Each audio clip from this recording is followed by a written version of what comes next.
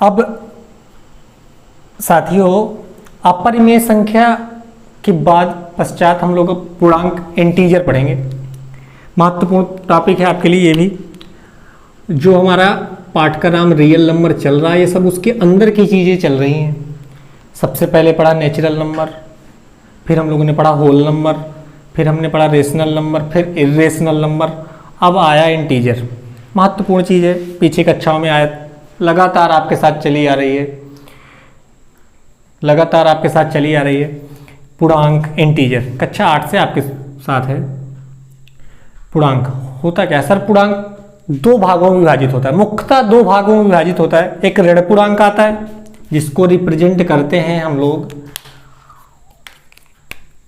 आई negative कह सकते हैं, बिल्कुल सही से। धन पूर्णांक एक आएगा सर आई धनात्मक। ये आप देख रहे होंगे पूरी नीचे संख्या रेखा बनी हुई है सर, मिड पॉइंट में 0 बैठा हुआ है। बिल्कुल आप लोग सहमत होंगे इस बात से। सर दाहिने तरफ जाएंगे +1 +2 +3 +4 डॉट डॉट डॉट इनफाइनाइट तक जाइए। सर बाएं तरफ बढ़ेंगे संख्या रेखा में ऋणात्मक चिन्ह आएगी, ऋणात्मक मान आएंगे -1 -2 -3 -4 डॉट डॉट इनफाइनाइट तक आइए। ऋण पूर्णांक डिनोट कर रहा है माइनस चिन्हों को, सर धन पूर्णांक डिनोट कर रहा है धन के चिन्हों को। बिल्कुल सही सर। एक चीज और निकल के आ रही है, मोटी मोटी बात जो हम लोगों ने पिछले वीडियो में पहली हेडिंग पढ़ी थी नेचुरल नंबर, इसीलिए कहते हैं वीडियो को स्किप नहीं करिए, पूरे वीडियो देखिए, पीछे का वीडियो देखिए, आगे का वीडियो समझ में आएगा। आपके लिए बेहतरीन कंटेंट लेके आ रहे हैं हम, यूपी बोर्ड के लिए बेहतरीन तैयारी हो रही है, लगातार आपके साथ जुड़े हुए हैं। क्रमवार मनोहर के एक एक सवाल कराए जाएंगे। चलिए इसके बाद हम कह रहे हैं 0 से जैसे ही दाहिने तरफ गए पूरे मान धनात्मक आने, इनफाइनाइट तक कहीं भी चले जाइए। बिल्कुल सही। तो आप ये बताइए जो कल के क्लास में हुआ है पहली हेडिंग नेचुरल संख्या, वहां हमने क्या बताई थी परिभाषा? सर आप कहोगे बिल्कुल यही लिखाया था कि ऐसी संख्याएं जो गिनती के लिए प्रयुक्त हो नेचुरल संख्या कहलाती है, प्राकृतिक संख्याएं। तुम कहोगे सर जी आपने मोटी बात ये बताई थी कि जो n होगा ना उसको नेचुरल संख्या को कैपिटल N से प्रदर्शित करते हैं, ये भी लिखवाया था। वो sir 1, 2, 3, 4 dot dot dot dot infinite तक चले जाइए, सभी नेचुरल संख्याएं हैं। तो बताइए मैं कह दूं इनमें क्या अंतर है भैया? 1 से लेके कहीं इनफाइनाइट तक चले जाइए, तो बताओ एक नोट बन के नहीं आ गई? तुम कहोगे सर जी वो नोट बन के क्या आ गई? एक नोट बन के ये आ गई कि सर सभी धन पूर्णांक ही प्राकृतिक संख्याएं होती हैं। बिल्कुल सही, सभी धन पूर्णांक ही प्राकृतिक संख्याएं होती हैं। आपके सामने है बिल्कुल चीज, हमने अभी 0 से बोला भी नहीं। 1 से लेके अनंत तक जाइए, दाहिनी तरफ संख्या रेखा में 1 से लेके कहीं भी घूम के आइए, आप धन की संख्याएं मिलनी। नेचुरल संख्या की परिभाषा में लिखा है ऐसी संख्याएं जो गिनती के लिए प्रयुक्त हों, सभी नेचुरल संख्याएं, सभी प्राकृतिक संख्याएं कहलाती हैं। 1 से लेके कहीं भी घूम के आइए अनंत तक, बिल्कुल सेम डिफिनेशन हुई। तो भैया आप कह सकते हैं सर जी नोट ये मिल गई कि सभी धनात्मक पूर्णांक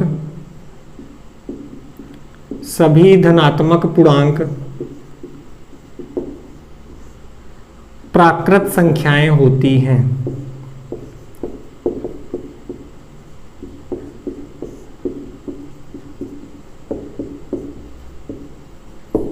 बताइए इस चीज से सहमत हैं आप कहोगे सर बिल्कुल ये बात दिमाग में आई।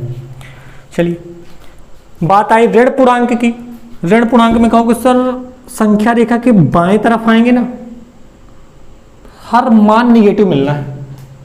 संख्या रेखा के बाएं तरफ आएंगे, हर मान निगेटिव मिलना है। -1 -2 -3 -4 सभी मान एकदम निगेटिव मिलने हैं। तो ऋण पूर्णांक के लिए सीधे सीधे परिभाषा हो गई, वो सभी संख्याएं जो ऋणात्मक चिन्ह प्रदर्शित करती हैं ऋण पूर्णांक कहलाती है। बिल्कुल आपके सामने बना हुआ है, हम इनको भी नोट किए दे रहे हैं, ये सब ऋण पूर्णांक प्रदर्शित करेंगे। चलिए अब बात आ गई 0 पे। तुम आप कहोगे सर जी सब कुछ बता दिए, 0 छोड़े बैठे हैं।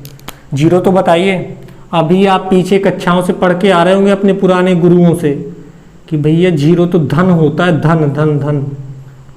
मैं कह दूंगा धन नहीं है, नाराज हो जाओगे आप। बताइए जीरो धन पूर्णांक है या ऋण पूर्णांक है? मैं कह रहा हूं जीरो धन लिए बैठा है या ऋण? बहुत से बच्चों का जवाब आ रहा होगा सर जी जीरो धन है, टिक कर दीजिए जीरो धन है। बिल्कुल गलत है। देखो जो धन धन चिल्ला रहे हैं उनके लिए हम यही लिखे दे रहे हैं। मैं कह दूं कि जीरो 10 ले लो, और जो कह रहे हैं कि जीरो धन का ले लो, धन का ले लो, उत्तर का आ जाना है 10। और मैं कह दूं जीरो ऋण का है, ऋण का ले लो जीरो, उत्तर 10 आ जाना है। तो बताओ फर्क कहाँ रह गया? जीरो धन का ले रहे हो तो 10 आ रहा है, जीरो ऋण का ले रहे हो तो 10 आ रहा है। एक मोटी बात निकल के आई फिर से नोट के रूप में आपके लिए कि जीरो ना तो धन पूर्णांक है भैया, जीरो ना तो ऋण पूर्णांक है। ये वो मजेदार चीजें हो रही हैं जो आपको कहीं नहीं मिलनी भैया। अभी तक आप यही सीख के आए हो, रटते चले आए हो कि जीरो धन पूर्णांक है, धन का होता है जीरो। बिल्कुल गलत बात है। शून्य बीच की जगह इसी के लिए खाली थी। शून्य एक उदासीन पूर्णांक है। उदासीन का मतलब ना तो धन का है ना तो ऋण का, उदासीन पूर्णांक है जीरो।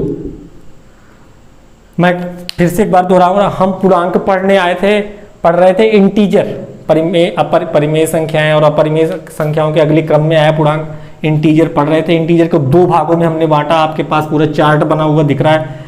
पहला आया ऋण पूर्णांक, संख्या रेखा की बाईं तरफ आएंगे सर, प्रत्येक मान निगेटिव होगा, सभी निगेटिव संख्याएं ऋण पूर्णांक कहलाएंगी। सर संख्या रेखा के दाहिनी तरफ जाएंगे, सभी मान धन होंगे, अनंत तक चले जाइए, सब कुछ धनात्मक होगा। हमने मोटी बात यहाँ से एक समझ के ये निकाली कि सर एक फैक्ट ये निकला, सभी धनात्मक पूर्णांक प्राकृत संख्याएं ही तो होती हैं, नेचुरल संख्या। बिल्कुल सही है बात। जीरो पे आके अड़ी। हमने आपसे पूछा जीरो धन पूर्णांक है या ऋण पूर्णांक? बहुत से बच्चों का जवाब आया सर जी बिल्कुल टिक कर दीजिए धन पूर्णांक है। हमने कह दिया नहीं धन नहीं। हमने आपको सिद्ध करके भी दिखाया, जीरो 10 में घटा दो तो 10 आना है, जीरो 10 में जोड़ दो तो 10 आना है, कोई फर्क नहीं पड़ता। कोई कहे भी लड़ जाइए लेकिन मानिएगा नहीं। जीरो शून्य एक उदासीन पूर्णांक है, ना धन पूर्णांक है ना ऋण पूर्णांक है। इसके बाद हम उम्मीद कर रहे हैं पूर्णांक आपका क्लियर हो गया। इवन नंबर, सर ये इवन नंबर क्या होता है? थोड़ा जानी सुनी चीज लग रही होगी। सम संख्या बिल्कुल बेसिक सी चीज है। ऐसी संख्याएं, आपसे कोई पूछ लेगा सम संख्या है क्या, आप सीधे शुरू हो जाओगे सर जी सम संख्या ऐसी संख्या होती है 2 4 6 8 10। बिल्कुल गलत तरीका है। मैथ में एग्जाम्पल थोड़ा आपसे कोई पूछ रहा है, आपको बोलना ही चाहिए। बिल्कुल फैक्ट चीज बोलिए, परिभाषा एक बार में पूछने वाले के व्यक्ति के दिमाग में बिल्कुल छप जाए। एग्जाम्पल तो सबको आ रहा है, 2 4 6 8 10 12 14 16 बोलते रहिए कुछ भी। आप बिल्कुल यही बोलिए ऐसी संख्याएं जो 2 से पूर्णतः विभाजित हो जाएं सम संख्या कहलाती हैं। बिल्कुल सही। वो प्रत्येक संख्या सम होगी जो 2 से पूर्णतः विभाजित हो जाए, अर्थात शेषफल शून्य हो। बिल्कुल शेषफल शून्य आ जाए 2 से भाग देने पर संख्या सम संख्या कहलाएगी। तो गौ सर बिल्कुल सही है। एग्जाम्पल फिर कैसे होंगे? एग्जाम्पल आप लोगों को आते हैं। एग्जाम्पल में 2 भी आएगा तो 4 भी आएगा, 6 भी आएगा, 8 भी आएगा, 10 भी आएगा। इनको चलता रहना इसी क्रम में। देख के पहचानने वाली बात हो तो सर आप कहोगे ऐसी संख्याएं जो 2 से पूर्णतः विभाजित हो जाए सम संख्या कहलाती हैं। तो 2 से विभाज्यता का नियम पढ़ लीजिए, पूरा खत्म हो गया एक बार में। नोट ही डाल लियो कि ऐसी संख्याएं, मैं कह दूं आपसे कि 2 का विभाज्यता का नियम होता क्या है? आप कहोगे सर जिन संख्याओं की इकाई के अंक में 2, 4, 6, 7 6, 8, 0 अर्थात 10, वही 0 ले लें, 2 4 6 8 0। जिन संख्याओं की इकाई के अंत में 2 4 6 8 0 आएंगे वो सभी संख्याएं 2 से पूर्णतः विभाजित होंगी। तो हम लोग देख के बता देंगे ऐसी संख्याएं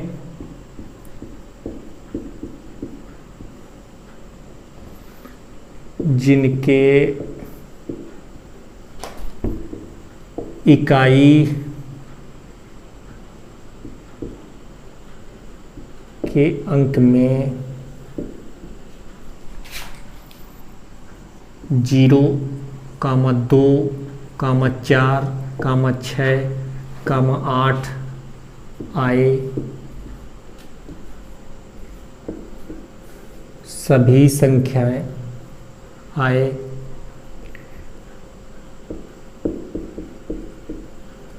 वे सभी संख्याएं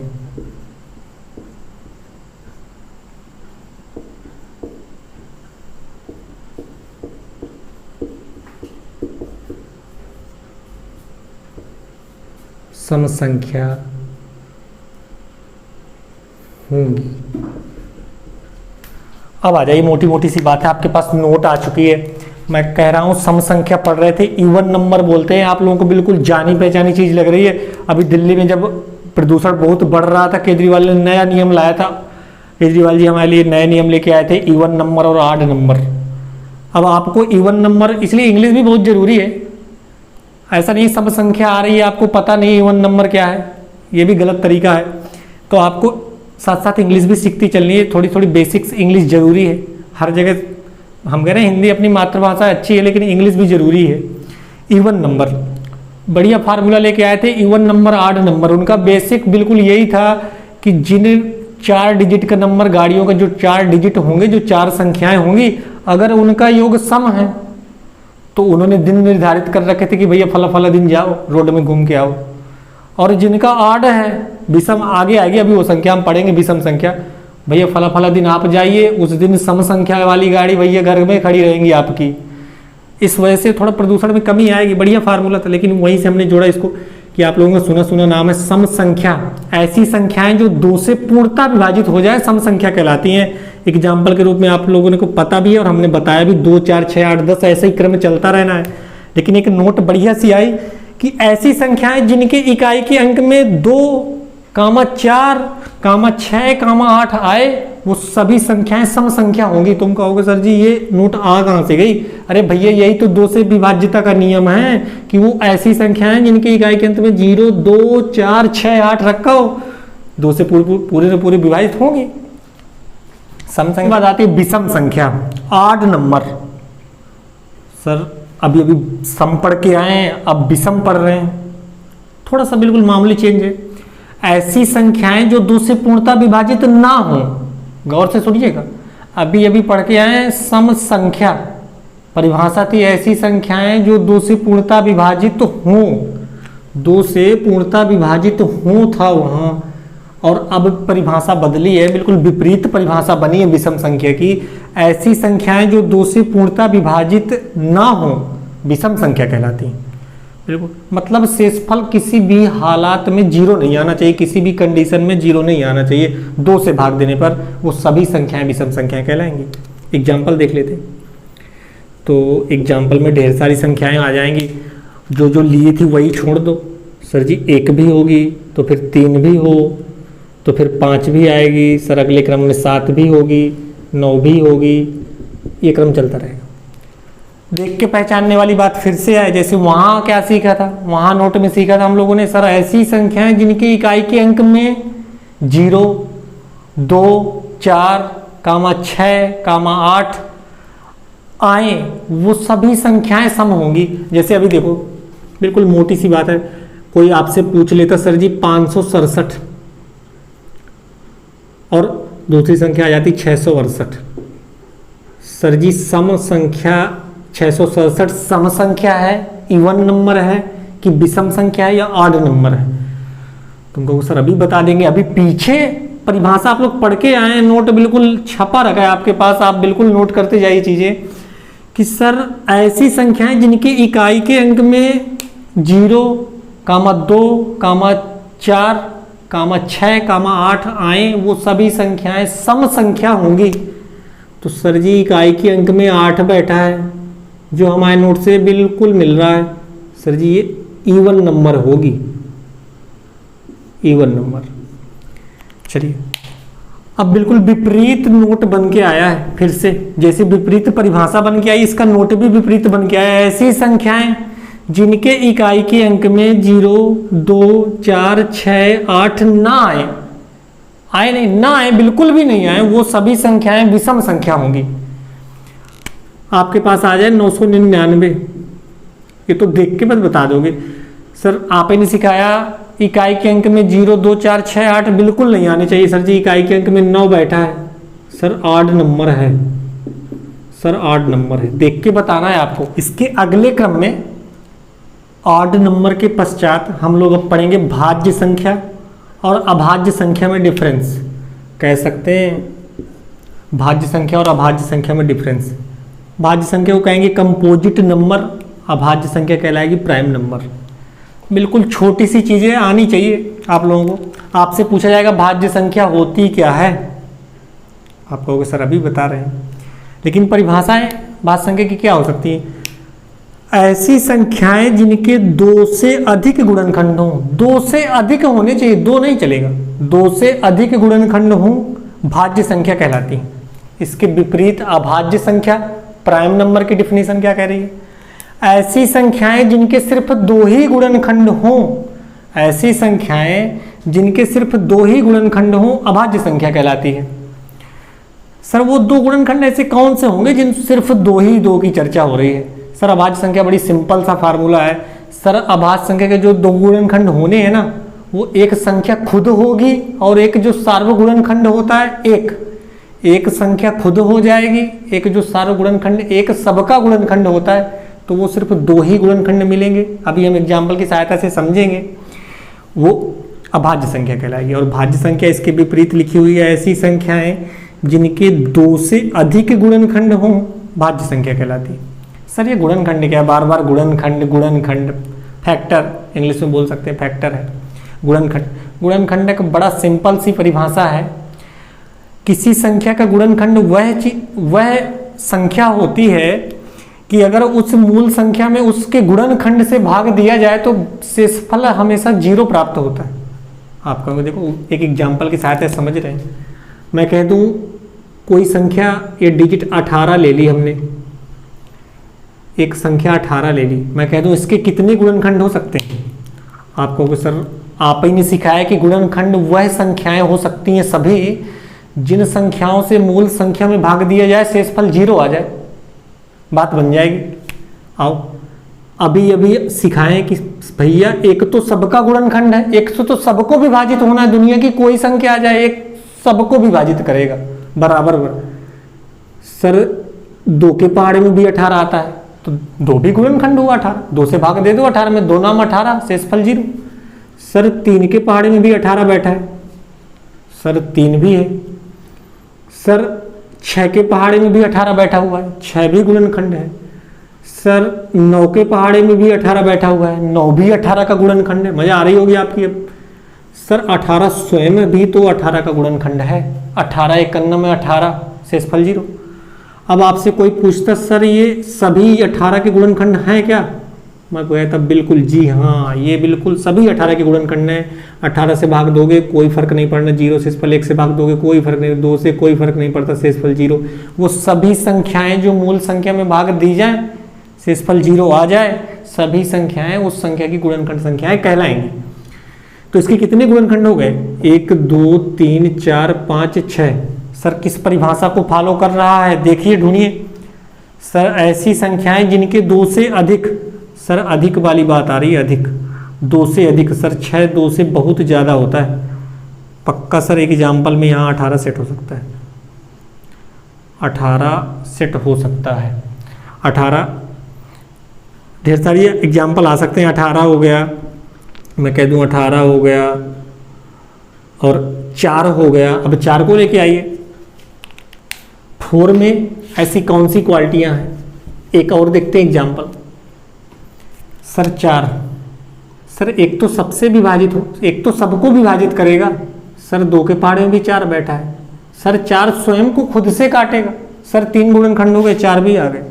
सर 6 भी आएगा क्या? अब लिखने की जरूरत नहीं है सर जी, 1 से तो कट ही रहा है, 6 स्वयं से तो कट ही रहा है, बिल्कुल सही है। सर 2 के पहाड़े में भी बैठा है, सर 3 के पहाड़े में बैठा है, सर 6 भी चढ़ा दीजिए लिस्ट में। अब आप लोग समझ चुके होंगे सर जी ये सब आता रहेगा। ये एग्जाम्पल 18 4 6 और 12 14 16 सभी संख्याएं आती रहेंगी। अब अभाज्य संख्याओं में आ जाइए। मैं अभाज्य संख्याओं के एग्जाम्पल आप लोगों को सिखाना चाह रहा हूँ। और आप भी प्रयास करिए और बताइए। अब मैं संख्या 3 ले लूँ, 3, मैं संख्या 3 ले लूँ सर, एक तो सबको विभाजित करेगा, फिर से वही नियम लग गया सर, 3 स्वयं को काटेगा, बिल्कुल सही है। अब 3 बताओ किसी दूसरी संख्या से विभाजित हो सकती है? सर कभी नहीं हो सकती, ये तो 1 से कटेगी, ये तो 3 से। सर किस श्रेणी में आ गया? सर जी 2 ही गुणनखंडों, सिर्फ 2, परिभाषा में साफ आपको दिख रहा होगा सर जी, सिर्फ 2 ही गुणनखंड हों, यहाँ फैक्टर अलग है सर, अधिक 2 से अधिक गुणनखंड हों, सिर्फ 2 ही गुणनखंड हों, सर 3 जो आएगा ना अभाज्य की श्रेणी में आना है। सर 5 भी बता दीजिए। सर 5, सर 1 से तो कटेगा ही सर, 5 स्वयं से कट सकता है, 1 से कटेगा, सार्वगुणनखंड है, या तो 5 से कटेगा, इसके अलावा 5 किसी से नहीं कटना सर, 5। सर 7 भी बता दीजिए। वीडियो का आनंद लेते रहिए, अच्छे से चीजें नोट करते रहिए, एक एक चीज आपके लिए इंपॉर्टेंट है। बिथ पेन कलम लेके और कॉपी पेन लेके बैठिए और एक एक चीज नोट करिए, बिल्कुल हूबहू आपको एग्जाम में मदद मिलनी है। पहले चैप्टर की भूमिका तैयार हो रही है, वास्तविक संख्याओं के लिए बेहतरीन भूमिका तैयार हो रही है। कल से हम न्यूमेरिकलों की ओर चलेंगे, अभ्यास एक ही प्रश्न करेंगे, मनोहर रे की मैथ से हम लोग कंटिन्यू करेंगे। आइए 7 की चर्चा कर रहे थे हम लोग। सर जी 7, सर जी 1 से तो फिर विभाजित होगी, कोई संख्या बचती ही नहीं है सर, स्वयं से तो सबको ही विभाजित होंगी सर, 7 दुनिया की और कोई संख्या से विभाजित नहीं होगा, ये तो 1 काट सकता है, ये तो 7 भी विभाजित हो सकता है सर, 7 भी अभाज्य की श्रेणी में आ गई, प्राइम नंबर है। भाज्य संख्या और अभाज्य संख्या एग्जाम्पल आपके सामने आ ही चुके थे, एग्जाम्पल 18, 4, 6 ऐसी संख्याएं, परिभाषा आपने नोट ही कर ली होगी, जिन ऐसी संख्याएं जिनके 2 से अधिक गुणनखंड हो, भाज्य संख्या या कंपोजिट नंबर कहलाएंगे। और अभाज्य संख्या जिनके सिर्फ 2 ही गुणनखंड हो, एक खुद, एक सार्वगुणनखंड, एक, वो सभी प्राइम नंबर कहलाएंगे। अब सबसे महत्वपूर्ण, जो बच्चा अच्छे से सोच रहा है, अच्छे से क्लास ले रहा है, लापरवाही नहीं कर रहा, अपनी बोर्ड परीक्षा के लिए महत्वपूर्ण समझ रहा है और अपने भविष्य के प्रति सजग है, उनके मन में विचार आ रहा होगा कि सर जी सब संख्याओं के विषय में चर्चा कर दी आपने, एक अभी आपने 1 को नहीं उठाया, संख्या 1 तो बची है, बिल्कुल सही बात है। और आपसे अभी तक कोई पूछता आज तक कि सर जी 1 को बताइए भाज्य की अभाज्य, आपके मुंह से यही निकलना था, पटाख से उत्तर देने वाले थे सर जी 1 अभाज्य संख्या है, क्योंकि आपके दिमाग में सेव है ना कि विषम संख्या तो इस तरफ आनी ही नहीं है, इधर सब सम आनी है और इधर सम नहीं जाने देना हमें, तो आपको तुरंत बोलना था सर जी अभाज्य संख्या 1, विषम की तरफ फेंक दो। और आप जैसे ही कहते अभाज्य, आप बिल्कुल गलत थे, एग्जाम में कोई एक नंबर नहीं देने थे, सवाल आपके गलत हो जाने थे। अब हमको सिद्ध करते हैं। सर परिभाषा कहती है 2 से अधिक गुणनखंडों तो भाज्य संख्या होगी। सर अभाज्य संख्या की परिभाषा आपने अभी अभी बताई, सिर्फ 2 ही गुणनखंड हो प्राइम नंबर कहलाएगी। 1 के पास आइए। सर ये कोई नियम फॉलो नहीं करता, 1 स्वयं 1 से ही कट सकता है, बस खत्म। ना तो सर जी इसके सिर्फ 2 ही गुणनखंड है, ना 2 से अधिक। नोट आ गई सामने आपके। सर नोट क्या बनी? नोट ये बनी, 1 ना तो भाज्य है, याद रखिएगा, नोट करिए, 1 ना तो भाज्य संख्या है,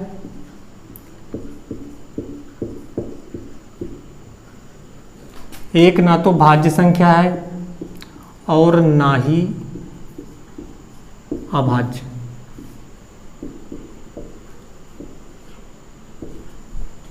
एक ना तो भाज्य संख्या है और ना ही अभाज्य। उम्मीद करते हैं आपकी बात समझ में आ गई होगी, क्योंकि ये कोई डिफिनीशन नहीं फॉलो करता, ना तो अभाज्य संख्या की ना तो भाज्य संख्या की। तो 1 को किसी भी श्रेणी में नहीं रखा गया, ना तो भाज्य है ना तो अभाज्य। तो फिर 1 है क्या? सर एक विषम संख्या है, एक पूर्णांक है, एक नेचुरल संख्या है, एक पूर्ण संख्या है, एक परिमेय संख्या है। सब कुछ आप पीछे पढ़ते आए हो, कितनी संख्याओं के नाम दे सकते हो। कहाँ कहाँ बैठा है? सर प्राकृतिक संख्या में बैठा है, होल नंबर में बैठा है, रेशनल नंबर में बैठा है, इर्रेशनल नंबर में नहीं बैठा, और पूर्णांक में बैठा है, सब आप। और ऑड नंबर भी है, एक विषम संख्या है। अब सर सब कुछ आपने बता दिया, 2 के बारे में तो चर्चा करिए। अब सबसे 3 स्टार चीज आने वाली है आपके पास कि नोट, इसको महत्वपूर्ण वेरी वेरी इंपॉर्टेंट रखिए, सबसे महत्वपूर्ण है नोट नंबर 2 आपके लिए। नोट नंबर 2 क्या है? संख्या 2 आ गई। मैंने अभी अभी आपसे कहा है आपकी मानसिकता बनी हुई है, सर जी सम संख्या आएगी भाज्य की तरफ फेंक देंगे, सर जी विषम संख्या आएगी। अभी अभी आप एक बार गलत साबित हो चुके हो। कहाँ गलत साबित हो चुके हो? सर जी अभी अभी हमने आपसे एक पूछा, आपने सर ये कह दिया कि नहीं एक तो अभाज्य संख्या थी, हमने आपको गलत साबित कर दिया क्योंकि ये कोई डिफिनीशन फॉलो नहीं कर रहा था, हर जगह फेल हो रहा था। एक ना तो भाज्य की डिफिनीशन फॉलो कर रहा, ना तो अभाज्य की। तो एक ना तो भाज्य संख्या है और ना ही अभाज्य। अब 2 के पास आए, मानसिकता वही है, आपने तुरंत पटाख से कह देना है सर जी भाज्य संख्या है 2।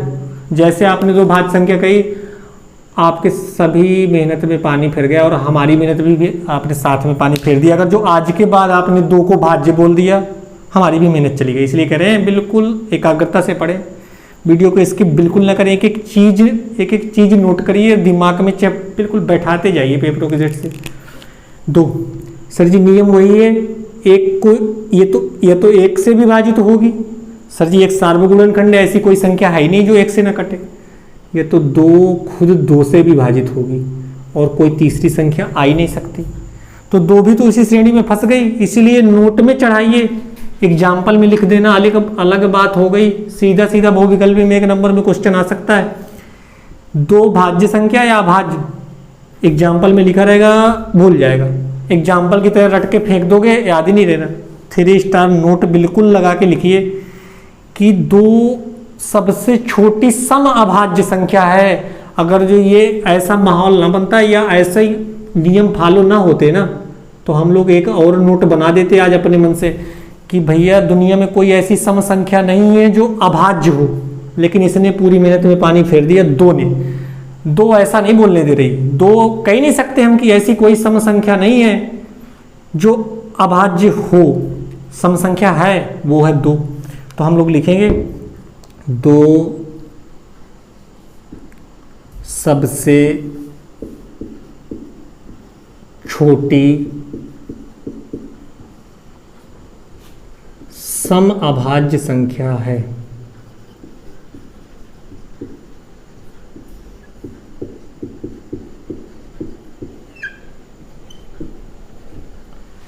अब आप लोगों के दिमाग में आया होगा कि बिल्कुल सही बात है सर, 2 नियम फॉलो कर रही है अभाज्य की, तो अभाज्य होना ही है। और एक यही ऐसी सम संख्या है जो अभाज्य की श्रेणी में जाती है। अब आपको कोई दूसरी संख्या अभाज्य नहीं मिल रही।